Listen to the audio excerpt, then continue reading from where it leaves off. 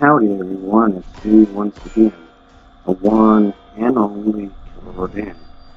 Today I'm making another video of this because might as well. But yeah, I've spoken about how making movies in the mainstream studios can be rather difficult, but this also can apply to the direct-to-video films as well.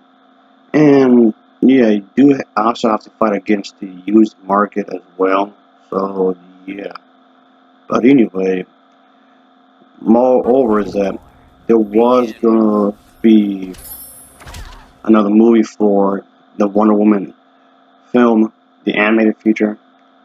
And personally speaking, I didn't think it was a really good movie really, but for whatever reason, it got popular enough that they believe it weren't a sequel anyway. It was gonna be released into the video again a few years later. There's not a whole lot I can talk about here, folks, but while I didn't like the first movie, but they could have easily improved upon it in the sequel. So, as I mentioned before in one of my previous videos, the DC direct-to-video market does make a lot of good movies as a whole. Most of these features I did like, so I would have hoped that they could have made another one. However, the sequel never came due to the very poor sales of this film. I mean, yes, there were fans that did like it enough, but it didn't make that much money in return to make it happen.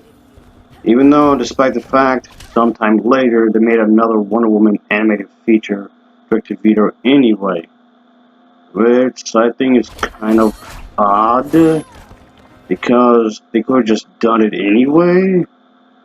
So yeah, the logic there escapes me. So I don't get it. I really don't. The thing is that the actress who played her in the live action films, in both solo films, was actually praised, and also praised in the appearance in Batman v Superman, and along with Justice League. So you'd think this alone would have been enough to give the go-ahead to make a sequel to the animated movie, which, by the way, would not be connected to the live-action films. But the direct-to-video animated film, the first one I just showed you, would have been based upon the storyline that this guy has made, and he's been around for quite some time. He's actually retired, but he's a comic book artist, and he did made quite a bit of stuff for Wonder Woman, of course, the Avengers, and yes, even the Teen Titans as well. So again, you think that would have been enough for something to happen. So yeah, I guess unfortunately it wasn't at all. But like I said earlier, I will be actually willing to give it a shot because, as I mentioned before and earlier a moment ago, is that most of the DC animated films that they made for the direct-to-video market, most of which I actually enjoyed, really.